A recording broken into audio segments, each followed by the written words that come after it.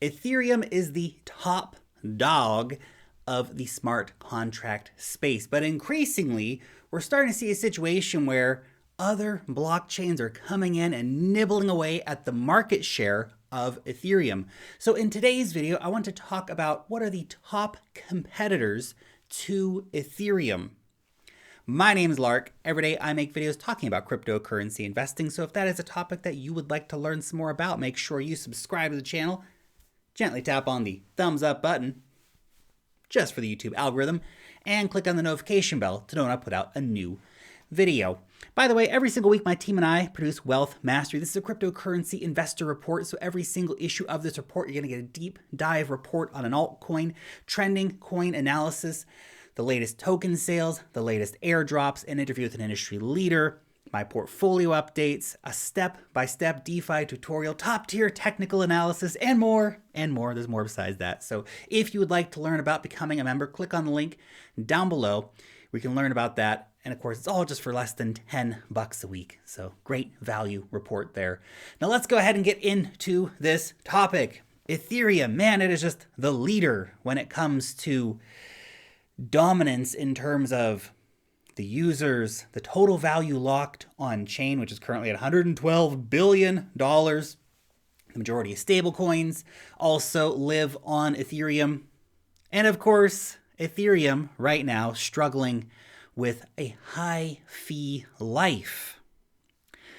Now that means that there's a great opportunity at the moment for other blockchains to step up to the plate and take their shot at capturing some of Ethereum's market share. Now, currently, Ethereum has around 75% market share in terms of total value locked in DeFi. It's not a perfect metric. We can look at other stats like value transferred on chain.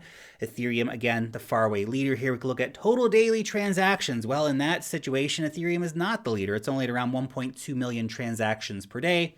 Binance Smart Chain, Polygon, they're doing a lot more transactions per day right now. So there's a lot of different metrics. In this, I'm going to be primarily talking about the total value locked, as well as I think the value proposition for some of these other blockchains. Also in this video, I'm not going to be talking about Polygon. You guys know I'm a Polygon bull, but Polygon, I actually see it as being part of the Ethereum ecosystem. So we're going to be talking about coins that are not necessarily part of that ecosystem, not to say they're, out to kill Ethereum. Most of them are actually out to get cross-chain liquidity going on, and I believe the future is a multi-chain future, where we see lots of blockchains having lots of market share. And just because Ethereum has been the top dog for a long time and basically had complete market share dominance in terms of users and total value locked and transactions and all that stuff, we are seeing other chains up and coming. And there's some very interesting stuff going on. Now, obviously, the big boy is Binance Smart Chain. Now, Binance Smart Chain has done really well in terms of capturing users simply because Binance is the world's biggest cryptocurrency exchange. They were able to translate the success of the centralized exchange into a very successful decentralized network. So the fees are super low on Binance Smart Chain. There's lots of great applications to use, like PancakeSwap. They've got a big NFT marketplace that's going on as well. So there's lots of things happening on the Binance Smart Chain. $17.4 billion of total value locked over on the Binance Smart Chain right now. You can see also there's been a pretty big explosion of applications on the Binance Smart Chain. So the biggest one, of course, PancakeSwap with $5.83 billion total value locked. But we go right down the way here. There is a lot of stuff built on the Binance Smart Chain. It's actually pretty damn amazing to see how big this ecosystem has become. And of course, that's a non-exhaustive list. That's just what DeFi Llama is listing here. So BSC, love it or hate it, has definitely made it to right now become really the second biggest smart contract platform. It's got the users, it's got the total value locked, it's daily number of transactions going crazy. It's pretty easy to use. It's no surprise that you've seen so many people going over to BSC, considering the integrations with the Binance main exchange, as well as just being a pretty good user experience overall with cheap fees and fast transactions. Now, if we look a bit farther afield from, number one and number two smart contract platforms, we're going to go down the list here to some of the more promising competitors, which could offer more interesting financial opportunities as an investor. One of those, of course, Terra, which is not on the website anymore, but Terra is a very, very interesting one. I made a video really breaking down what I think is the bull case for Terra the other day. They've got some very interesting price mechanisms with their UST stablecoin, which burns the Luna coin, which pushes the price up. We also have a major upgrade coming up with Columbus 5. We also have integration with Cosmos IBC, which essentially opens up Terra for more cross-chain compatibility. So a lot of interesting things going on here with Terra. And what's interesting is that this one has just absolutely exploded this year in terms of total value locked. It's currently number 3 here on DeFi Llama at $6.24 billion total value locked. Now, a lot of that, of course, is on Anchor, which is the big application for Terra right now. So Anchor is that protocol that I've been using and I'm telling you guys about that allows you to get 19.5% yield on your stable coins, which is obviously a crazy yield. That's crazy money, man. That's crazy money. You put in $1,000, you get $195 a year interest paid out. That's big. That is really, really big.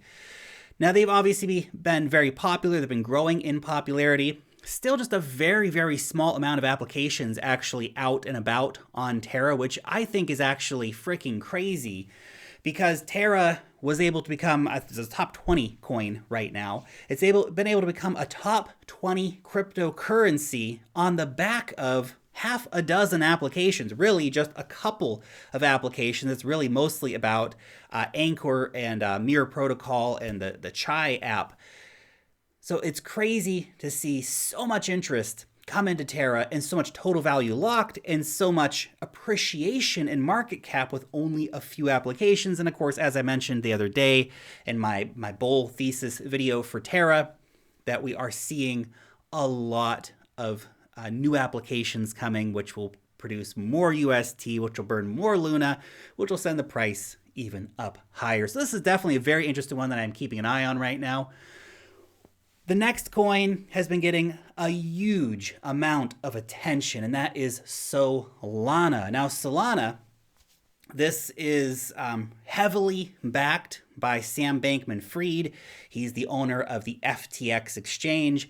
They've been really integral here in pushing Solana forward and making Solana into a thing and launching major applications on the Solana blockchain. So Solana is actually less than obviously BSC and about a third of the total value locked compared to Terra, although Solana has about twice the market cap of Terra right now. But we have seen a pretty big explosion recently of total value locked on the Solana blockchain.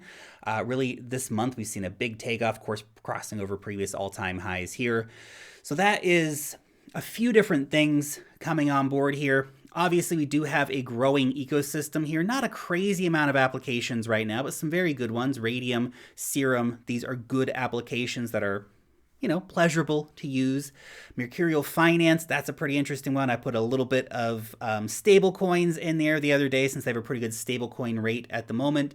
We have a few other applications too, and a lot of applications coming, which I think is probably one of the more interesting areas to focus our conversation on when it comes to Solana. Because hype cycles build around these cryptocurrencies, and I feel like unless I'm just living in a bubble, from what I'm seeing on social media, there is a lot of interest in Solana. Of course, you can see the total value locked shooting up quite a bit recently, which means that a lot of people put a lot of money into the blockchain, basically doubling in value in just this month, right, over the last 2 weeks, which is pretty impressive. And we have a lot of new applications coming to Solana. So there's a lot of stuff in the pipes ready to come into this ecosystem. We have lots of new launches going on all the time. We have an increasing amount of adoption, I think, for this. We also have NFTs, which are really starting to take off on Solana. So a lot of people are talking about Solana-based NFTs. They've been aping into those. And sometimes they're ape NFTs. So they're aping into apes. Yes. So this is a pretty interesting one. Definitely keep an eye on. I've got a few Solana ecosystem plays, but I don't actually have very much Solana. So I've got, a non-trivial, actually, or trivial, I'd say a trivial. I have a trivial amount of Solana. I've got like 10 Sol or something like that, which I got just to be able to use the blockchain to play around with different applications.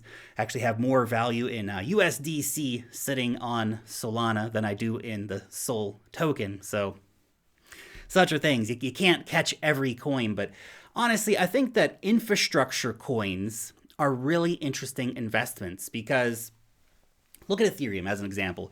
If you want exposure to DeFi, if you want exposure to NFTs, if you want exposure to stablecoins, if you want exposure to DAOs and identity and all that stuff, bonds and whatever, all you need to do is buy and hold Ethereum. It's basically the index fund of all of that stuff. Now, Ethereum is not the only blockchain, as we're seeing in this conversation. So if you want to really just have a bigger bet on an entire ecosystem, you just need to buy the main coins.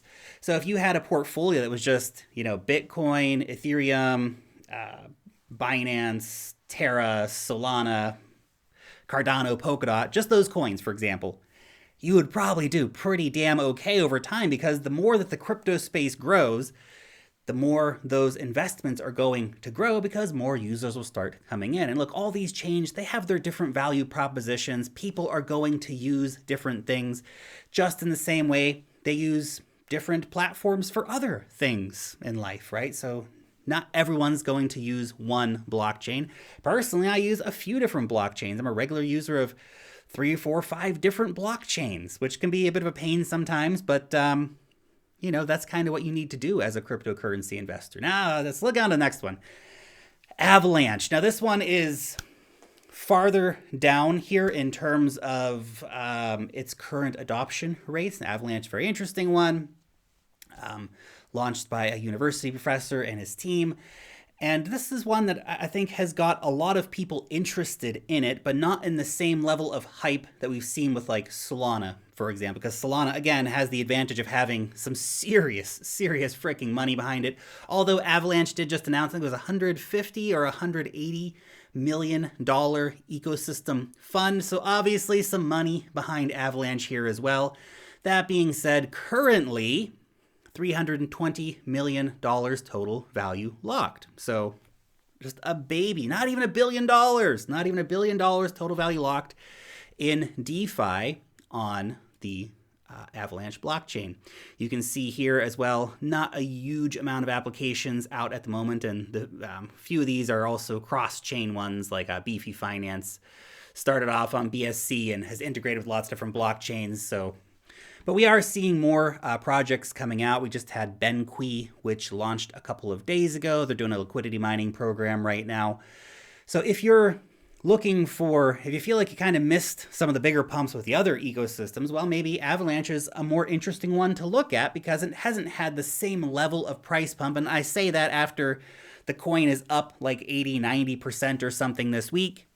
But that being said, the ecosystem hasn't really taken off in any very significant way yet. So the price is going up quite a bit, but we haven't actually seen a huge amount of money flowing into the chain yet. So there's a lot of speculation that Avalanche will become quite big. But right now you can see the monetary reality, $320 million total value locked. So still has a long way to go in terms of building that up.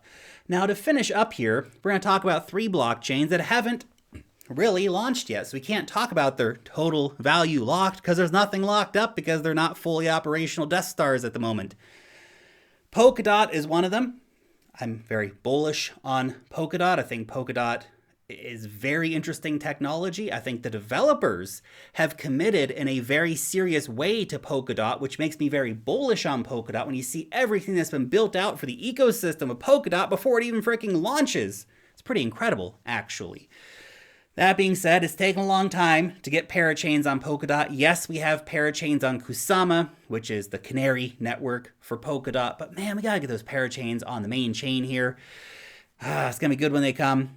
I think price implications for the launch of parachains could be a pretty big deal. Certainly when parachains get announced for Polkadot, I think that hype running into the launch of parachains. You're going to see a lot of price appreciation coming in, much in the same way we've seen with Cardano and smart contracts over the last month or so. Polkadot will probably have a similar situation when we have a firm date for parachains launching on the main Polkadot chain. But if it's anything like Kusama, we could see a pretty big buy the rumor, sell the news kind of event. Doesn't change the long-term picture, obviously, but very bullish on Polkadot. I think it's one of those ones that has got a lot of disruption potential, but it's still early days, right? There's a lot of competition out there in the blockchain space. And even though developers have committed big time to Polkadot, we got to start seeing some parachains get launched, man. We got to actually get some of this technology out there in the wild so we can start playing around these applications. Then we will really know what Polkadot is fully capable of when we can start using it on a regular basis. So definitely the market is pricing Polkadot in as if it is going to be a big deal. And I believe it's going to be a big deal. We've been talking about Polkadot on the channel since it was $3. And I think that it's got the potential to be a $100 coin, potentially more, as you know, the markets heat up over the coming years. So currently it's top 10 coin, which means the majority of the market agrees that Polkadot is going to be a damn big deal because it's been able to achieve that kind of valuation before the main product even launches, which is impressive. Developers have committed, the market has committed, so pretty cool stuff to see. Another coin, which is in a pretty similar situation, I think, to Polkadot, is of course Cardano. We've talked about Cardano a lot here on the channel. Right now, Cardano is undergoing some pretty serious price action in the run-up to smart contracts launching in about 3 weeks' time. So people are getting very, very excited about that. Cardano, when smart contracts launch, it's finally going to happen. We're going to get the age of Cardano happening. We already have NFTs, of course, on Cardano. We have a couple dozen applications which are building for the Cardano ecosystem. So we'll see those coming out shortly after the launch of smart contracts. Smart contracts are already on the public test net, so you'll probably already have some developers toying around, playing with things, getting ready for the launch on mainnet when it comes on September 12th. But this is one, again, we've just seen incredible price action for it. It's currently, at the time of recording this video, the number 3 cryptocurrency, which means the market really values what the Cardano vision is. The market believes that Cardano is going to deliver on that vision. And that's why we've seen such strong price appreciation for Cardano, which I think Polkadot's going to follow in a similar fashion when we do get that date announced for parachains. But yeah, Cardano, it's very exciting times. I've been talking about Cardano on the channel since November 2017. It's been quite the ride. And even though I've taken profits on the majority of my Cardano holdings, I'm still very interested in this blockchain. I think that it's going to prove a lot of the haters wrong. I mean, man, there's been a lot of Cardano hate over the years. And here we are on the precipice of seeing smart contracts finally launching. But Polkadot and Cardano, they're both top 10 blockchains. If you want to talk about a coin that maybe has some more potential, which has not yet fully actualized itself, we're talking about Elrond. Elrond, very interesting one. This is basically ETH 2.0, but now. And it also has a more scarce token system where they kind of went with, the idea was Bitcoin scarcity, Ethereum 2.0 functionality. So this is a highly scalable sharded blockchain. They've got a lot of interest from developers as well. Again, we don't have any total value locked or anything to talk about in terms of a metric because we don't have that functionality yet, in the same way we don't have it yet for Polkadot, in the same way we don't have it yet for Cardano. We're still waiting for that to eventuate. They've been building out their Myar exchange, which is very anticipated, basically the Uniswap of Elrond. They have a great wallet application. I think that this is one of those, if you're looking for a slightly lower market cap, and it's, big enough market cap, but a slightly lower market cap coin that I think still has a lot of potential moving forward, you might want to read up some more about Elrond. I've been holding onto this one for a while. We've been talked about it quite a few times here on the channel. I'll talk about it quite a few more times here on the channel. But they have been doing very good in terms of delivering technology, releasing new interesting things. So definitely one to keep an eye on that's hasn't quite made it to the big market cap valuations that most of the other coins we talked about today have. So anyway, those of course are just the top competitors that I see for Ethereum, the coins that I'm watching, the coins that am keeping an eye on. And even if I don't own all of those coins, I'm still watching the technology, seeing how this technology develops. I'm very interested in the cryptocurrency space. So that's why I keep an eye on these things. It's fascinating for me to see all these new products being released. It's very, very exciting. But this, of course, is a non-exhaustive list of all of these smart contract platforms out in the market right now. These are just ones that I think are the most interesting, have the highest potential. But you will let me know, do you agree with my picks here? What would you personally say is the #1 Ethereum competitor? Let me know down below in the comment section. Thanks so much for watching today's video, and peace out till next time.